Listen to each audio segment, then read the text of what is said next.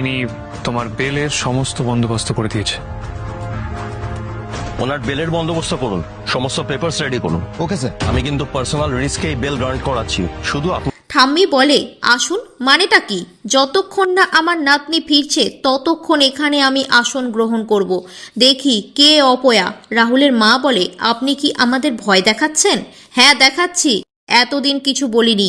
আমি এখানেই থাকবো, পুলিশ ডাকতে হলে ডাকুন। পিসি ঠাম্মি কিছু বলতে আসলে ঠাম্মি বলে, অপয়া মেয়ে মানুষ একটা, বারবার কুটনিগিরি করেই চলেছে। আমি এসব বলতে চাই না, কিন্তু বাধ্য হচ্ছি। আমিও একজন বিধবা, কিন্তু আমার নাতনির সঙ্গে যেটা হয়েছে সেটা আমি কিছুতেই মেনে নেব না। এর শেষ দেখে ছাড়বো আমি। রাহির মা তখন বলে, সবাই আপনাকে ভুল বুঝছে মা, এবার আপনি দয়া করে চুপ করুন, শান্ত হন। আমার বিশ্বাস রাহুল যখন গেছে ঠিক রাহিকে ফিরিয়ে আনবে। জিয়া বলে, রাহুলের শরীরের এই অবস্থা, হুট করে এভাবে বাড়ি থেকে বেরিয়ে গেল আর তোমরা কেউ কিছু বললে না? ঠাম্মি বলে, কে তুমি? হঠাৎ ধূমকেতুর মতো উদয় হয়ে এরকম বকম বকম করে চলেছ?